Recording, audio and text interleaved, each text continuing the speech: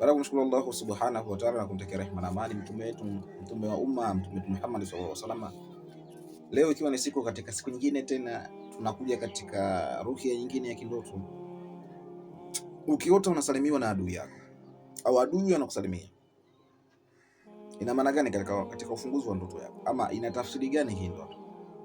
Utapolala katika usingizi na ukaota kwamba adui yako anakusalimia, basi ndoto hii yajulisha adui yako anahitaji suluhu, ama anahitaji amani, anahitaji kuomba radhi, hata kama hasemi.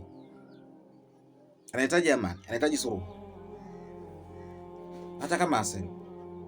Anahitaji mpate kuyamaliza ile matatizo yenu ama majambo yenu ambayo mnasumbuana. Ndio hii tafsiri ya kuota adui anakusalimia. Tafsiri yake maana yake anahitaji suluhu, anahitaji amani, anahitaji muyamalize majambo yenu. Kwa hiyo hii ndoto ni ndoto nzuri kwa wale ambao wanasumbuliwa na maadui. Ukaota adui yule ambaye alikuwa una uadui naye, unamfahamu, ukaota anakusalimia, basi tafsiri hii ni tafsiri nzuri kwamba huyo adui anahitaji anahitaji amani, anahitaji suluhu.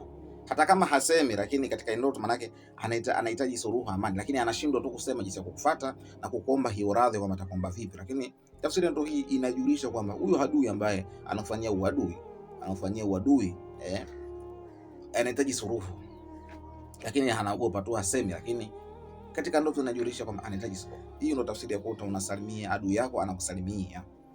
Assalamu alaikum warahmatullahi wabarakatuh.